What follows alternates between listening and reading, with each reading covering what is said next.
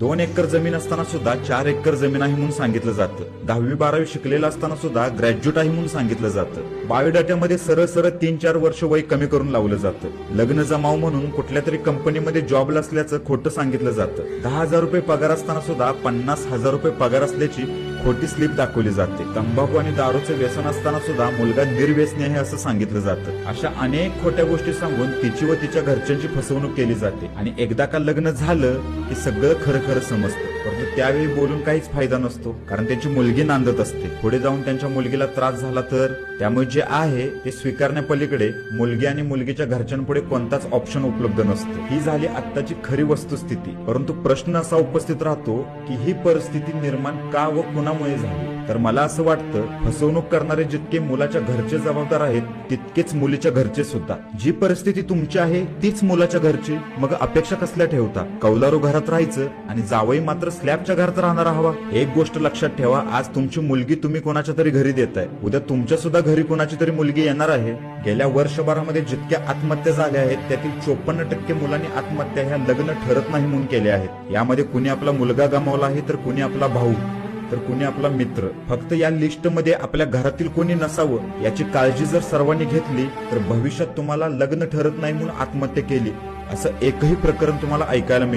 15 ते 19 हे असं वय असतं ज्या वयामध्ये मुलामुलींना चांगलं काय वाईट काय यातील फरकच समजत नसतो. कुणी काही सांगितलं तरी ते त्यांना सत्यच वाटत असतं. या वयामध्ये त्यांना प्रत्येक गोष्ट आकर्षित करत असते आणि याच वयामध्ये त्यांच्याकडून सर्वात जास्त चुका होत असतात. या वयामध्ये मुलामुलींना सर्वात जास्त धोका असतो तो म्हणजे गावावरून ओवाळून टाकलेल्या आणि गल्लीबोळात दहशत माजवणाऱ्या भामट्यांपासून.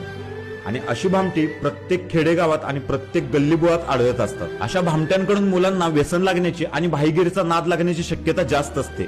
त्यामुळे या वयात मुलांनी आपलं शरीर जपावं. निरोगी आयुष्य हीच सर्वात मोठी संपत्ती आहे हे त्यांनी लक्षात घ्यावं. तर मुलींनी या वयात आपलं शरीर म्हणजे आपला दागिना आहे हे लक्षात ठेवावं. तो लुटण्यासाठी अनेक भामटे तुमच्या मागे मागे फिरत असतील.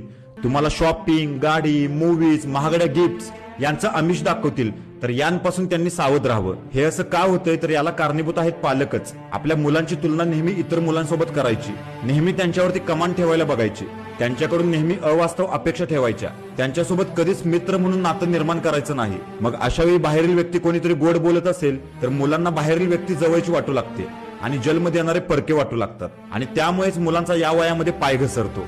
आणि एकदा का मुलांना वाईट सवयी लागल्या तर परत पहिल्यासारख्या गोष्टी होत नाहीत आणि जरी झाल्याच तर त्याला खूप वेळ लागतो.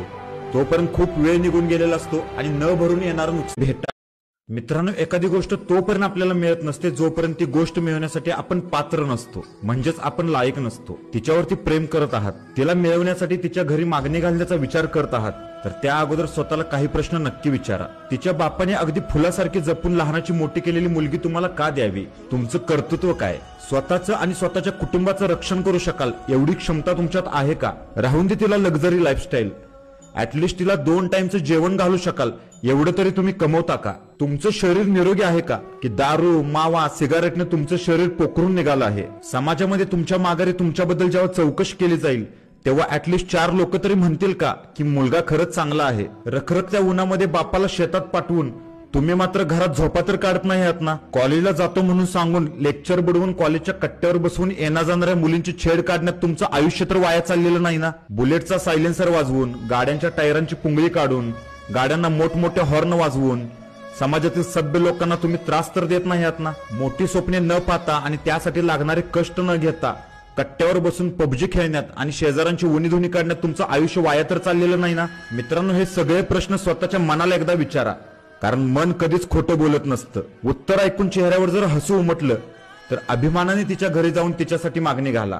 परंतु उत्तर ऐकून जर तुमचा चेहरा पडला, तुम्हाला स्वतःचीच जर लाज वाटली, तर समजून जा की आपण तिच्यासाठी लायक. ज्यांचं लग्नाचं बघायचं चालू आहे किंवा ज्यांचं लग्न ठरवायचं चालू आहे अशा सर्व तरुण मुला मुलींना मला एक गोष्ट सांगावीशी वाटते. 10 मिनिटाच्या चहा पोह्याच्या कार्यक्रमामध्ये आयुष्यभराचा जोडीदार निवडण्या अगोदर ऍटलिस्ट त्याला एकदा तरी भेटा.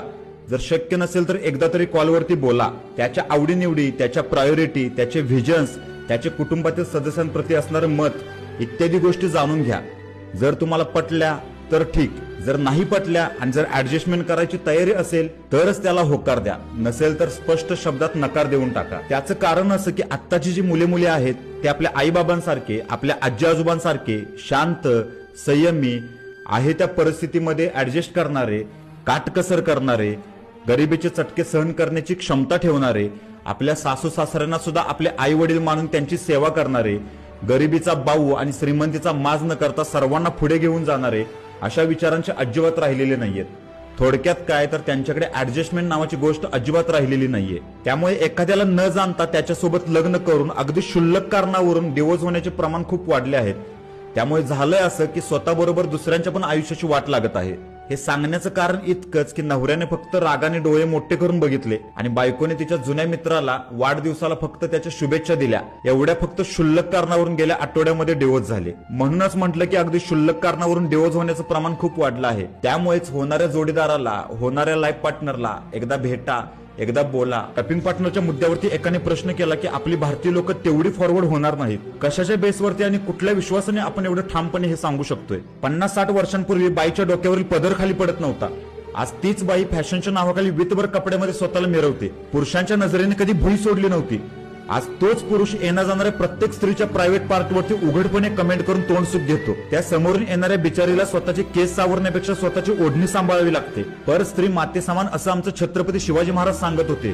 पण आज पर स्त्री तर सोडाच, बापाला मुलगी समजेना, भावाला बहीण कळेना, दिराला वहिनी कळेना, चुलत्याला पुतणी कळेना.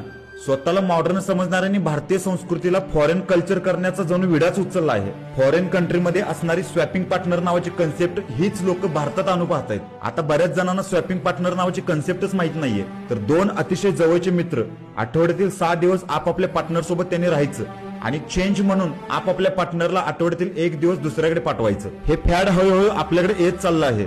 आता तुम्हाला असंही वाटेल की हा काही नवीन प्रकार आहे, तर ही कीड भारतात हळूहळू आपले पाय पसरत आहे आणि तुमची आमची जबाबदारी बनते की यावरती वेळीच आळा घालणं.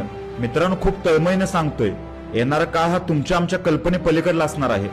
त्यामुळे आपण वेळीच सुधरूया आणि आपल्या सुंदर अशा भारतीय संस्कृतीचं रक्षण